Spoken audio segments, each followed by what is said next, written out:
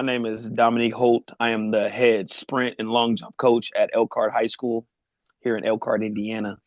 All How right. long have you been coaching at? I would say this will be my seventh year Nice. coaching. So I started Mm, at when I was 26. It was my first year coaching when I was 26. nice. Okay. I got it a little earlier than you, but hey, it's good when you're in your 20s, you can put that time in, really get to learn your craft, I tell you. Man, it was hard to get into it, man. I had to wait for so Elkhart has this thing where they had an incident years prior with a young coach that came in and he was talking to, the high Mm. school kids, but he just graduated, so they made it to where Uh, you had to be 23 to be able to even coach in the school systems. And then I lived in Indy for a hmm few years, and then when I moved back, they reached out to me and was like, "You want to coach?" I was like, "Man, I've been wanting to. I had to just Yes. wait till I was of age, man." Yes. Yes. So what made you want to coach to begin with? Yeah. So, I ran track at Concord High School. I don't know if you guys are familiar with that school. Um, it's Yeah, here I've in heard of it. Elkhart, but Mhm. they call it Dunlap, Indiana, but it's next to Goshen High School.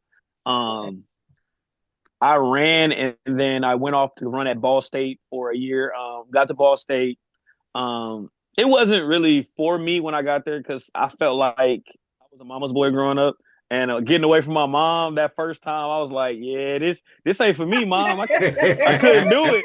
So I ended up dropping out of school, but I always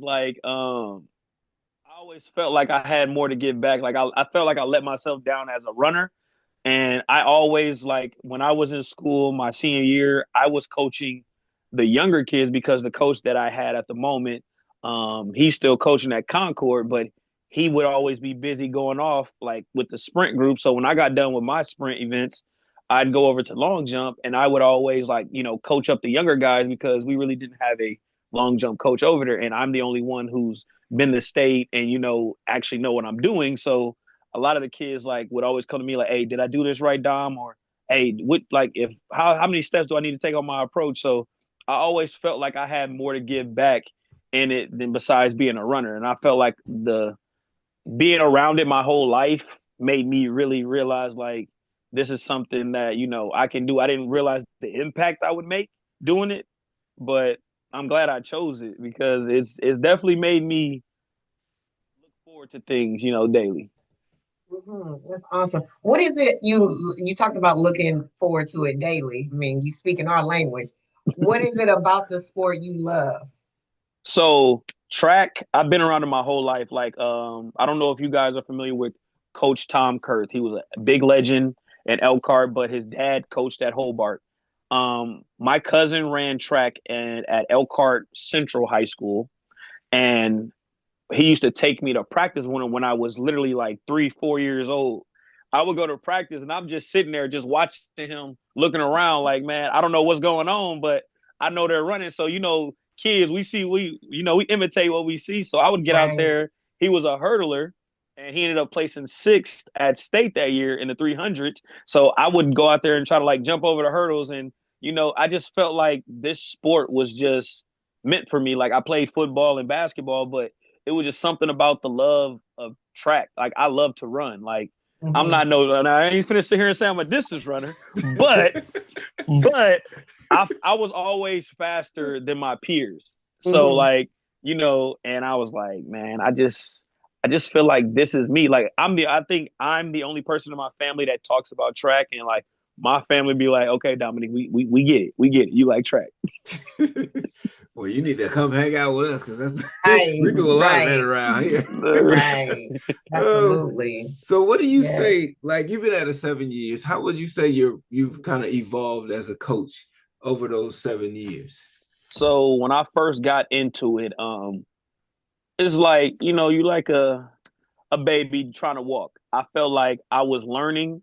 Like, yeah, everybody can run, but trying to teach it is a little different. And like hmm I thought, I can show you how to do this and they get it. Nah, it was like I had to really like learn how to run. Like everybody can run, but do you know how to run? And I was like, man, Dorsey Flex. I was like, what the heck is Dorsey Flex, bro? Like, I wasn't taught that growing up. Like, what is that? Like, striking the ground. I'm like, who? I'm like, I'm striking it when I'm running. They said, no, strike the ground. I had to learn the terms and everything about this. And like my first year doing it, like I had pretty good success. I think I took 21 kids to state. I coached boys and girls my first year. Nice. So I took 21 kids combined.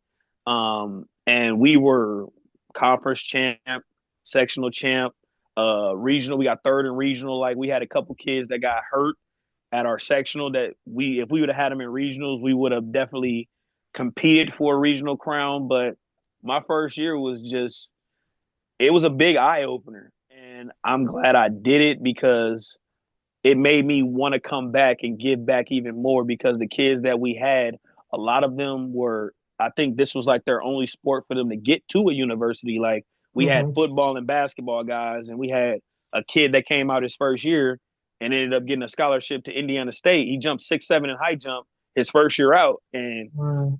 we were like, if we would have got you a couple years ago, my boy, you would have probably been 7 foot. So I think, now knowing how everything, I went to the seminars they have every year in Indianapolis.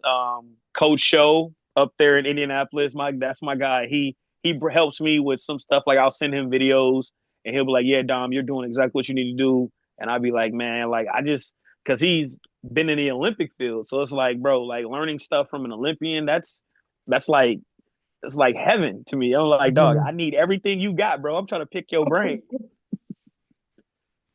Yeah. Would you say like so now seeing how you know how you train your athletes has evolved, what would you say your core philosophy is? With the group that I have, okay.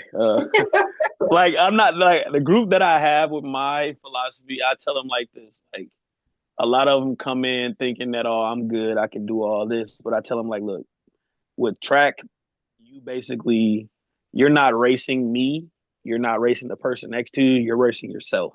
Hmm. At the end of the day, some people come out here, yeah, they might be better than you. Like it's naturally like, oh, they're a natural runner. But I tell them, man, focus on the man in the mirror, bro. Because at the end of the day, if you think you're gonna come out here and just dominate, I say you got another thing coming. There's always somebody faster than you. There's Hmm. always somebody outworking you. Like, what is it that when you wake up every morning, what pushes you to go like Hmm. and the man in the mirror always say it and they be like, what do you mean? I'm like, man, look, you're not racing me, you're not racing them. That man in the mirror is the person you racing because at the end of the day, you have to run your own race, not their race. I got you. So with that, what is it that you do that kind of helps them to balance out that life in terms of you got academics, you got athletics, and then it's about really the man in the mirror, like you were saying. Yeah. Is that something you kind of help them translate into those other areas, like especially when it comes to the academic side? So Hmm. with academics is real big for me because again, like me growing up, my mom was strict. Like if I had anything lower than a C plus, like B minus was C plus was pushing it, but like she was like, nah, you ain't doing nothing. Like my mom literally pulled me from a basketball game because my grades dropped. She said, you're distracted. I said, what?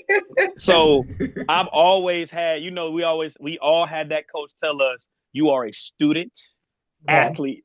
They yes. always say that. So I didn't, as a kid, it's like, we don't listen to it. But like as me as a coach, I would literally tell them like, dude, like when a college coach comes to me and talks to me about stuff and they ask me like, hey coach, like how's his grade? I'm like, the first thing they're gonna ask is how was his grades.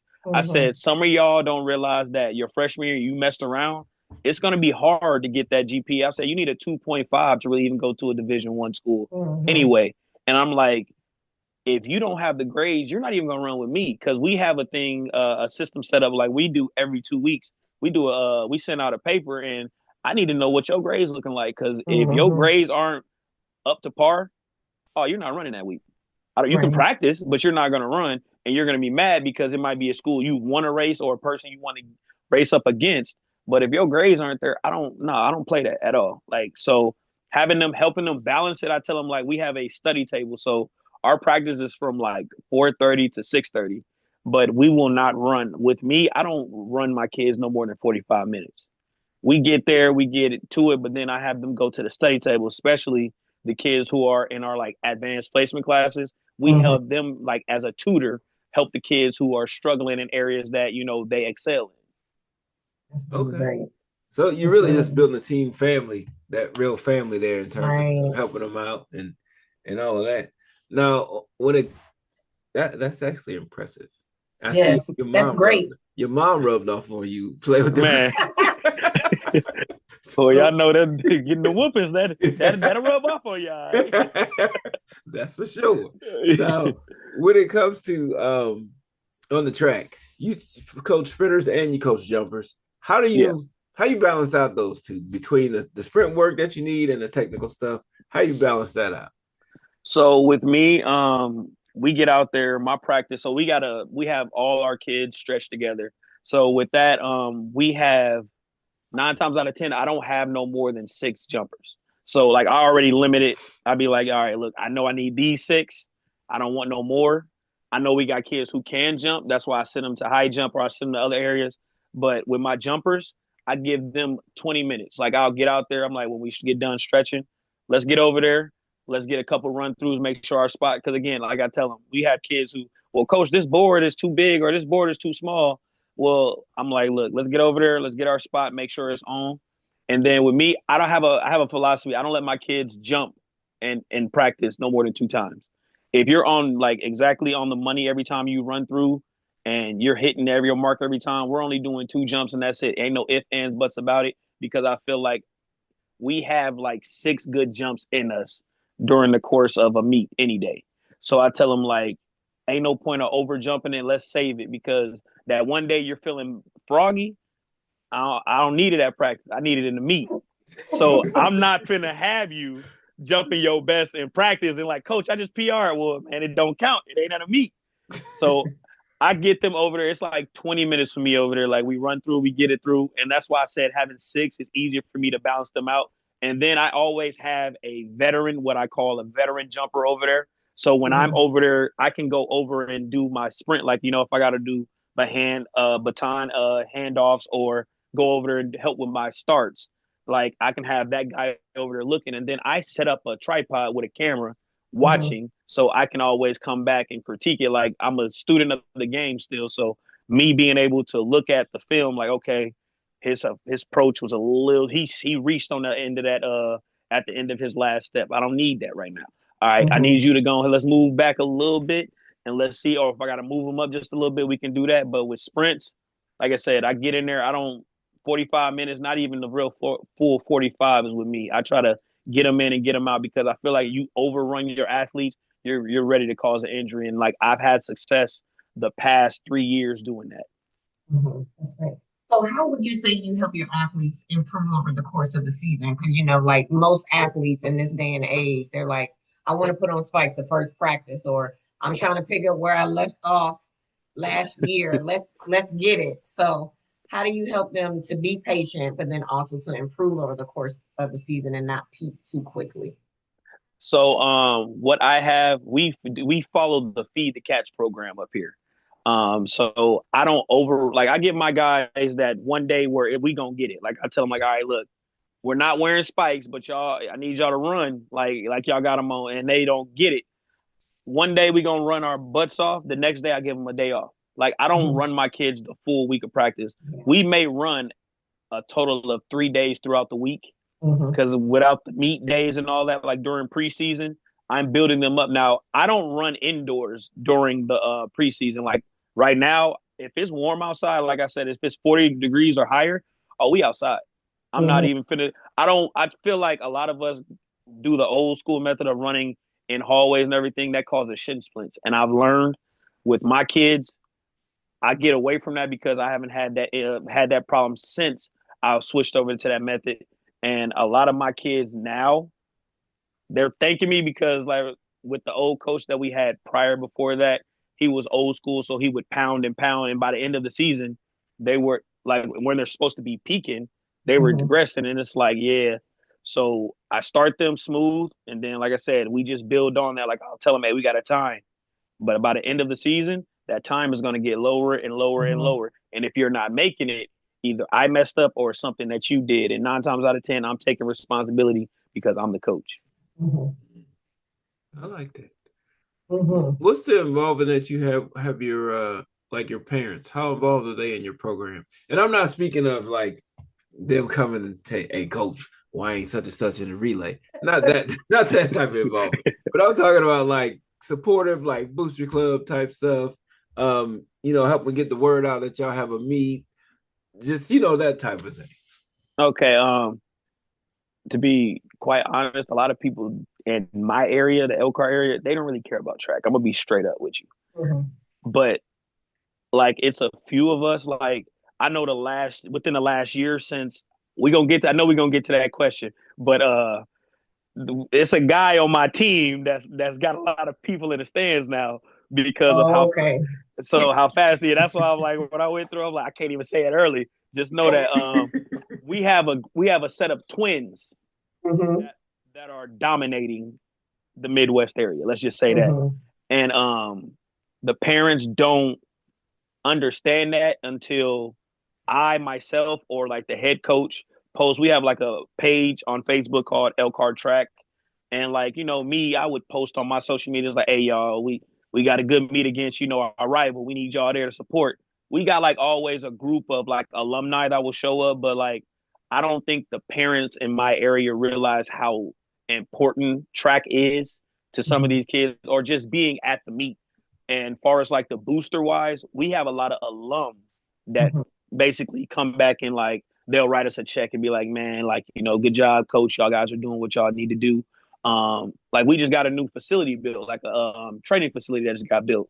Nice. That's the boosters decided like, okay, we ain't finna keep going up in that attic working out. It's time to get an actual facility to compete with these bigger schools because we've been to state every year, but it's just like Mhm. if those parents like how I was when I was at Concord, we always had a team dinner with parents or anything. It's really just us coaches doing Mhm. our best to really like, get it out there. Or social media is literally the biggest thing with us trying to push a meet or, word of mouth. But I Elkhart ain't really big into track yet. Like we're more in basketball, football.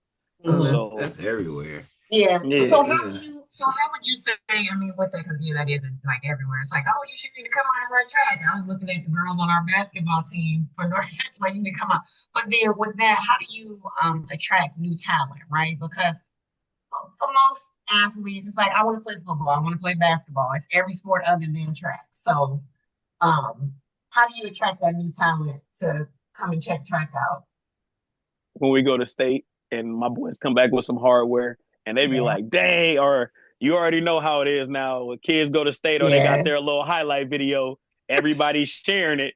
And I think with me, my boys are big into recruiting because they love me as they coach. Like I've Hmm. had my kids come up to me like, coach, like, man, you more of a big brother, like a father figure to me and I never got into track to be that, but it just came with it. And I think I've embraced it. And most of the kids who like come out and talk to me, with me being only literally 32, I think a lot of the kids are still like, I'm still young in the aspect. So they're like, Hmm.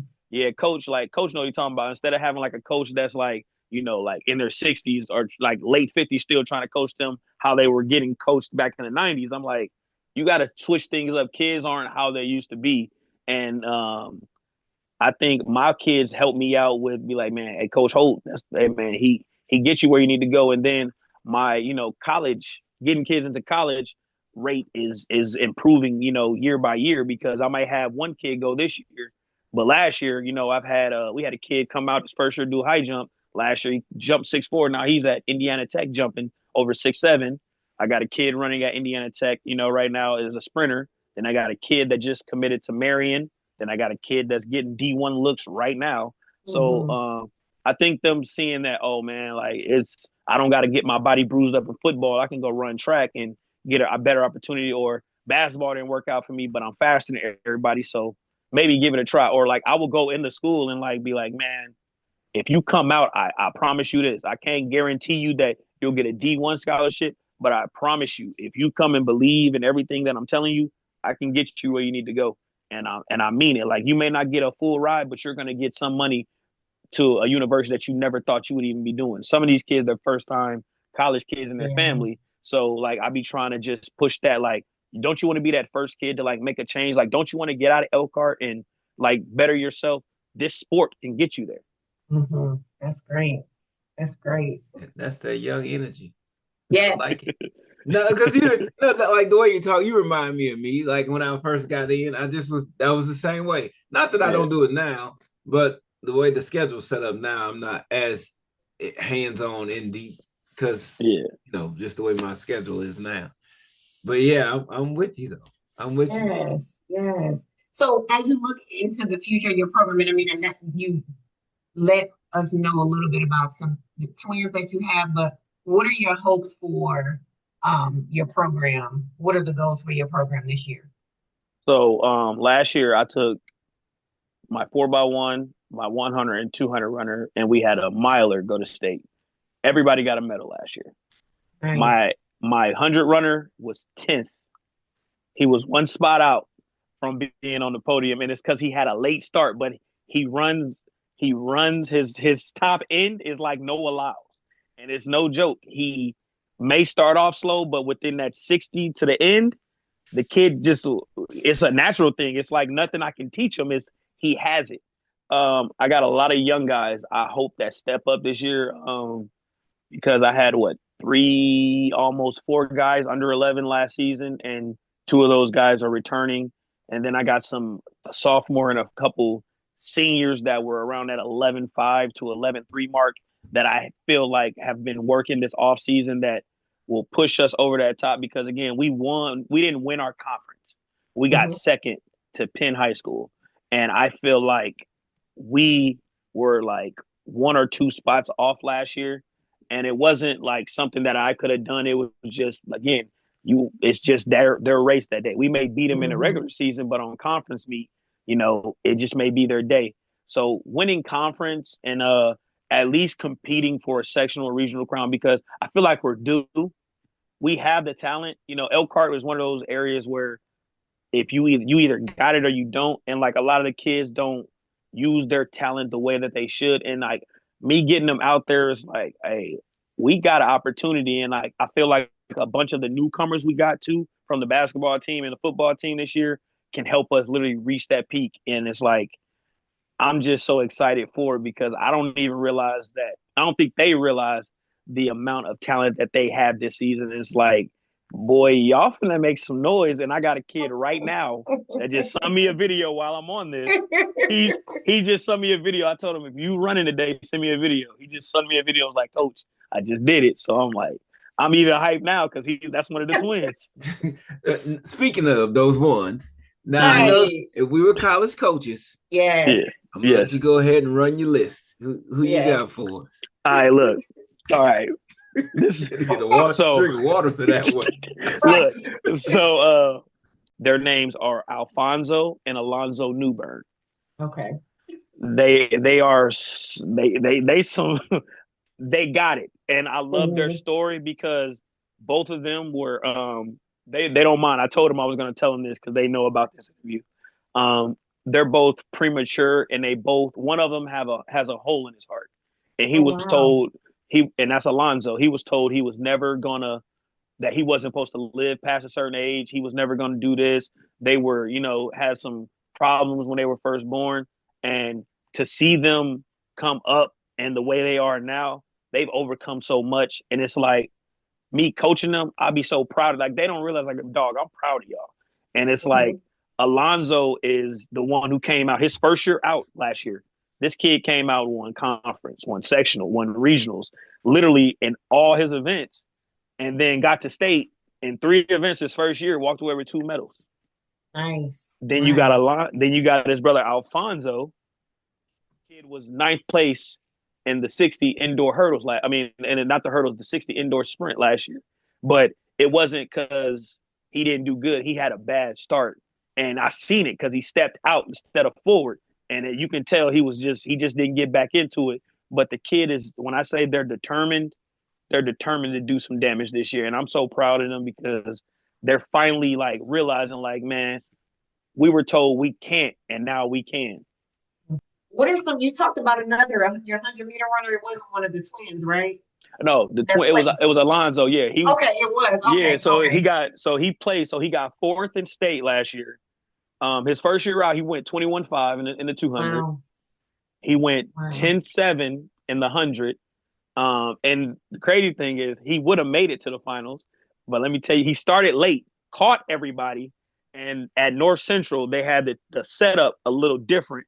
He thought the camera was the finish line, so he started turning it down, and the kid beside him ended up passing him and ended up getting into the finals. But the kid was literally on pace. If he didn't slow down, he was on pace to run 10-6 easy. And that was Mm-hmm. his first year out. He went 10-8 prior to the state meet. Mm-hmm. But the kid is just, like I said, a freak athlete. And then his brother, there are 4x1. They go from third to fourth. So it goes brother to brother. We were in the slowest heat in the 4x1. We got ninth place out of the slowest heat. We shouldn't even been on that podium at all. But with the boys switching up a couple people and Carmel, which is Alfonso coming back from his injury because he tweaked his hamstring our second meet out, so he really couldn't showcase his talent like he should have. But we were able to get him back at the state meet, and we got ninth place. So that was a moment where it was like, hold on, we actually got a shot Yes. to like if we would have had this a couple weeks ago, we would have really did some damage at Yes. state. That's cool. Love it. Cool.